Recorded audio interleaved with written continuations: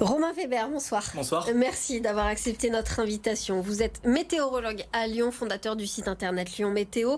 Et on est donc en pleine période caniculaire. Ce début de semaine est avec des températures extrêmement élevées. On annonçait 40 degrés. On les a finalement atteints. Pas vraiment. Alors non, à Bron, on est donc la station de Météo France, qui est la station de référence pour la région lyonnaise.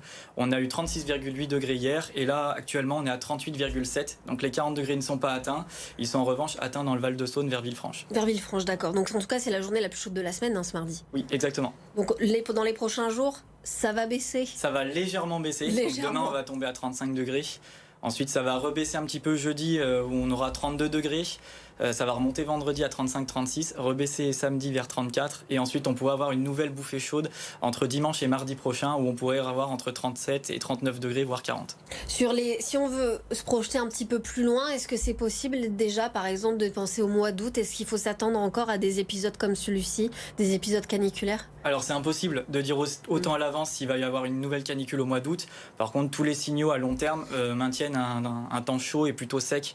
Donc, avec toute la chaleur qui stagne aux portes de la France, le moins de flux de sud ou de sud-ouest risque de nous ramener à nouveau de très fortes chaleurs. Donc, le risque est bien là, oui, pour le mois d'août. Justement, comment on explique alors ces très fortes chaleurs? Alors, on a une sorte de dépression donc sur l'Atlantique au début, qui a envoyé tout l'air chaud, on va dire, sur la France, sur l'ouest de la France notamment, où là, la vague de chaleur, même la canicule, ont été exceptionnelles. Nous, à Lyon, on est plus, on va dire, en vent de sud. Donc là, la masse d'air principale, la plus chaude, est plus sur le nord de la France.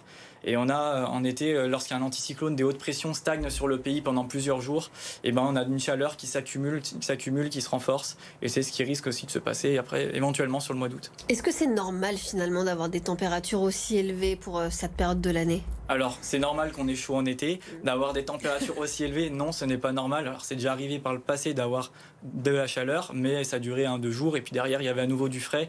C'est ce qu'on n'a plus aujourd'hui. Aujourd'hui, on a de la chaleur, de la très forte chaleur. On reste au-dessus des normales de saison pendant des jours, voire des semaines. Et il n'y a quasiment pas d'accalmie, il n'y a quasiment pas de fraîcheur et surtout pas de pluie. C'est des épisodes caniculaires qui vont s'enchaîner dans les années à venir. Il faut s'attendre à ça avec le réchauffement climatique. On va voir ça tous les étés. Or, difficile de dire si ça arrivera tous les étés ou non. On l'a vu l'année dernière, par exemple, l'été 2021, qui a été plus conforme au normal, on va dire. On a tellement l'habitude d'été chaud qu'on l'a même nommé l'été pourri, alors que c'était tout sauf un été pourri. C'est un été normal. C'était un été normal. Voilà. Donc, on pourra peut-être pas voir ça tous les étés, mais oui, ça risque de s'accentuer au fil des années. Ce qui est compliqué à gérer, c'est vrai, en ce moment, vous l'avez dit, c'est les températures aussi très élevées la nuit. Ça, d'avoir des températures qui restent à 25-27 degrés, même à 3 heures du matin, c'est quand même assez exceptionnel, quoi. C'est que ça baisse pas comme ça. C'est ce qui entraîne aussi cette espèce de sentiment de surchauffe. Oui, exactement. Alors c'est là qu'on va vraiment voir lorsqu'on est en canicule, c'est surtout lorsque les températures nocturnes descendent pas, et c'est là où on va dire que le sommeil est très très difficile. Donc pour rappel, les seuils de canicule à Lyon, sur le département du Rhône, c'est 20 degrés la nuit et 34 degrés la journée. On est Donc bien là, au-delà. on les aura encore demain. Donc là, il y a une grosse différence, on va dire, entre le centre-ville de Lyon et les alentours. La station de référence, c'est Bron. On a eu 20,7 degrés, je crois, la nuit dernière à Bron. Enfin, entre 20 et 21. En centre-ville de Lyon, il n'y a pas de station malheureusement, mais il y a sûrement eu entre 22, 23, voire 24 degrés. Donc, est-ce qu'on va quand même avoir un petit peu de pluie pour se rafraîchir, pour nous rafraîchir dans les jours qui viennent? Parce qu'on annonce des orages potentiellement demain, fin de journée, c'est possible? Alors oui, il y a un risque d'orage isolé demain, potentiellement fort d'ailleurs à surveiller, mais ça sera des orages vraiment isolés, donc tout le monde n'aura pas le droit à la pluie. Ça va et puis rafraîchir. même s'il tombe 5 mm, c'est pas ce qui va vraiment rafraîchir, ce ne sera pas suffisant pour rafraîchir et vraiment mettre un terme à la canicule. Il faut des gros épisodes de pluie en fait pour faire retomber comme ça les températures? Il faut des gros épisodes de pluie et surtout un changement de masse d'air, et c'est ce qu'on n'aura pas demain. On a une dépression qui passe sur le nord de la France, mais elle ne sera pas suffisante. Enfin, l'air frais va rester sur le nord de la France et ne va pas atteindre le sud, donc on va rester dans l'air chaud. On parle évidemment beaucoup du réchauffement climatique, on en a déjà parlé. On parle par exemple d'un climat de madrilène, du climat de Madrid d'ici à 30 ans à Lyon. C'est ce à quoi on doit s'attendre. À Madrid par exemple, il y a quelques jours, il faisait 46 degrés.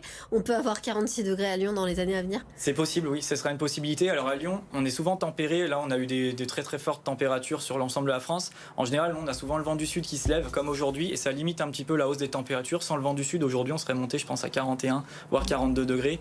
Donc oui, il y a de fortes chances que ça monte encore dans les prochaines années, mais c'est pas Lyon, je pense, qui aura les températures les plus extrêmes en France. Ce sera le sud de la France? C'est difficile à dire, oui, le sud de la France sûrement et le sud-ouest. Bon, là, le sud-ouest, j'allais vous en parler, où il y a des feux de forêt qui ravagent la Pinette, 19 000 hectares de pins qui sont partis en fumée.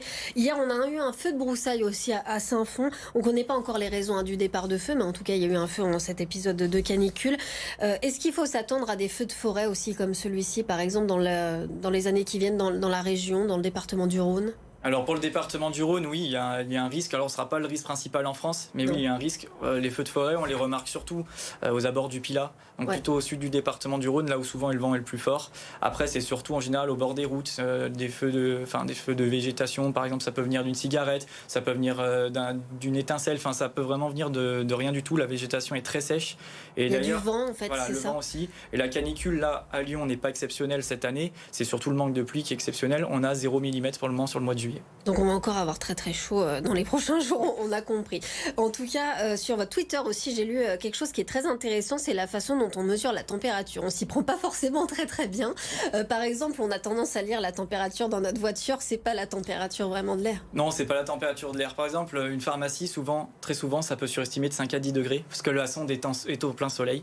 Une voiture, il faut savoir qu'elle va mesurer surtout la température du béton, du goudron, qui va renvoyer toute la chaleur. Donc on n'aura pas la vraie température non plus. Et par exemple, quand on a un petit thermomètre sur un mur, c'est pareil, ça va plus prendre la température du mur que de la température de l'air. Donc il est important de prendre la température de l'air dans un abri normalisé, donc c'est-à-dire dans un petit abri blanc. Je ne sais pas si vous avez déjà vu à quoi ça ressemble. Ça permet de protéger le capteur des rayons du soleil et de la pluie et de ne pas avoir d'influence. Donc si on se dit sur notre thermomètre de balcon, il fait 40 degrés, il fait pas vraiment 40. Non, en général, c'est trop à l'abri, donc ça surestime. Donc la température de sa voiture est mauvaise, la température contre un mur est mauvaise. Les capteurs à Bron, donc là c'est vraiment quand même significatif, ce capteur qui est positionné dans la région lyonnaise, c'est vraiment la bonne température là. Ah oui, c'est la bonne température, c'est la référence pour le département du Rhône. Malheureusement, c'est pas suffisant, il faudrait d'autres stations. D'ailleurs, je suis en train de déployer un réseau de stations météo à Lyon Météo, donc il y en a déjà une à Mions, il y en a une à Écully, il y en a on une voit les Bron, nuances déjà. Et on voit la différence avec l'îlot de chaleur urbain. C'est comme je vous ai dit tout à l'heure, la température à Bron est beaucoup plus fraîche que Lyon-Centre, il y a souvent 2 à 3 degrés de différence. Donc ça peut jouer aussi là sur les canicules. Ce qui joue sur les températures aussi, c'est la quantité de bitume. Quand on est en ville, ça c'est compliqué à supporter. Il faut s'éloigner, aller dans la végétation. Là, les températures vont tomber. Exactement. Quand le soleil va se coucher, la végétation, elle va pas renvoyer toute la chaleur. La température va très vite redescendre. Alors quand on est en ville, le béton va renvoyer encore de la chaleur pendant plusieurs heures et la température va mettre beaucoup plus de temps à descendre. Donc c'est beaucoup plus difficile de s'endormir. Eh ben, merci beaucoup en tout cas d'avoir été avec nous, Romain Weber, donc météorologue à Lyon, fondateur du site Lyon Météo, on l'a dit, donc épisode caniculaire, on est en plein dedans et on va y rester en tout cas pendant encore quelques jours, puisque ça va pas vraiment s'arranger dans les prochains jours et dans les nuits qui vont venir, puisqu'on aura du mal à avoir de la fraîcheur même dans nos logements pendant la nuit. Peut-être un léger mieux quand même.